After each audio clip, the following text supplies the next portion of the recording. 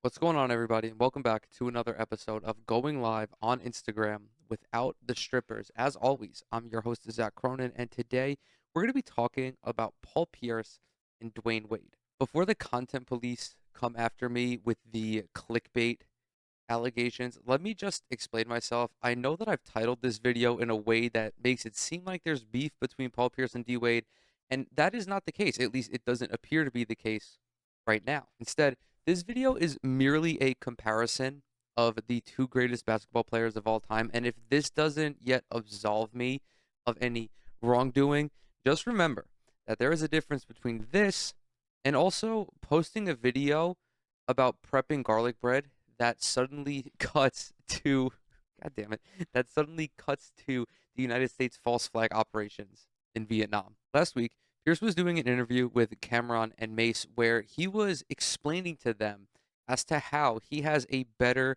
career than Dwayne Wade. He said, quote, put Shaquille O'Neal on my team, put LeBron James and Chris Bosh with me.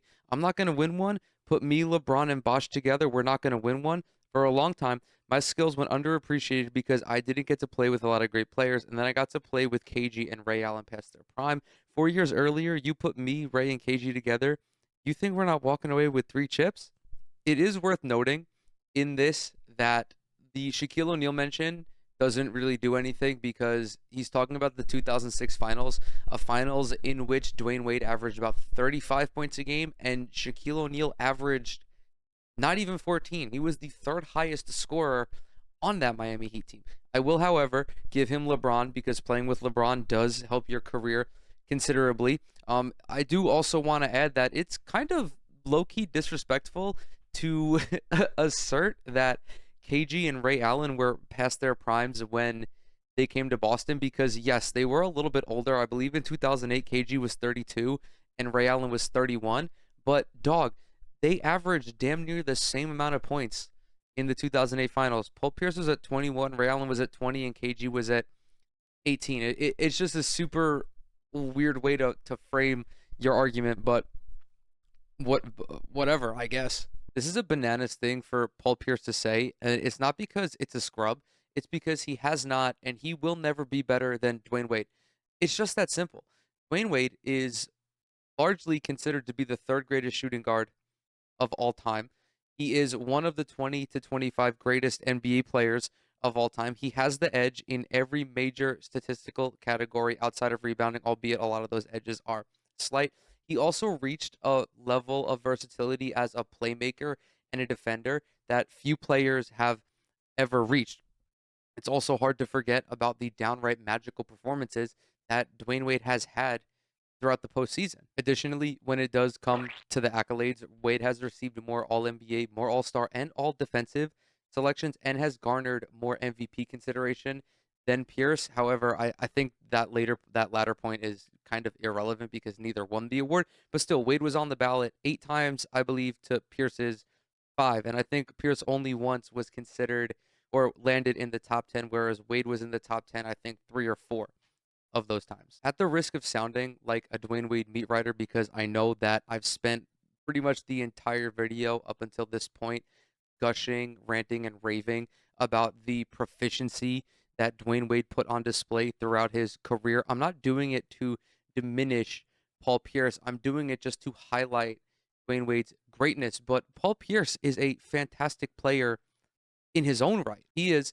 undeniably one of the greatest NBA players of all time, and his resume reflects that. Both of these guys are in the Hall of Fame. Dwayne Wade will be inducted later this summer, and they are also deservedly both on the NBA's 75th anniversary team. I myself am personally of the belief that Paul Pierce is actually better than a lot of young people online give him credit for, and it's just the nature of how social media works. It's just the nature of how young the fandom is online. Like a lot of people just they weren't old enough to remember. Listen, I'm 26. I'm gonna be 27. I'm barely old enough to remember the prime years of Paul Pierce. Those years from 2000 to 2006, right before the Big Three formed, where he was a walking bucket. Talking about those years, those seasons for the Celtics were all over the place. They were very inconsistent. Some of those teams were good, some of those teams were dog shit, but most of them were just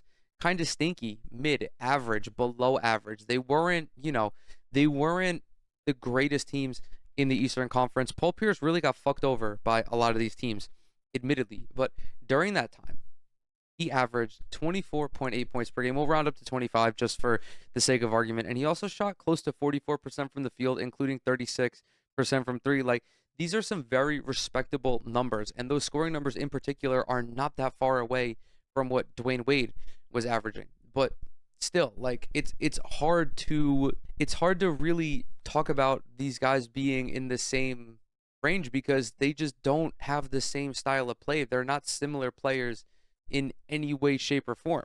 Paul Pierce later took to Twitter to clarify these previous statements that he has made, and he writes, I never compared myself to Dwyane Wade. He spelled Dwayne wrong, by the way. Bruh. I was asked the question, how would you answer if you were me? I would never disrespect him. He's an all-time great. All I'm saying is the narrative surrounding me would be different if I was lucky enough to play with all-timers earlier in my career.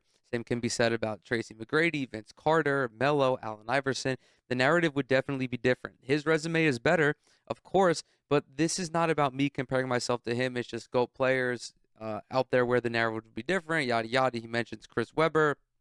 He is essentially talking about the luck that is involved with any professional athlete. This is not exclusive to Paul Pierce. This is not even exclusive to basketball. This is how pretty much every sport operates. There is a large level of luck involved in winning championships, and those championships are ultimately and sometimes unfortunately how we perceive players and how we grasp their impact. And most of the time, it is how these kinds of debates are quote unquote settled, even though there's no way to really settle these debates. But I mean, Pierce even says in his tweet that Dwyane Wade has a better resume because he does. Dwyane Wade is undeniably the better of the two basketball players when it comes down to looking at the numbers, the analytics, like the accolades. Everything leans in Dwyane Wade's favor. I'm also not shocked that I'm also not really shocked that Paul Pierce is on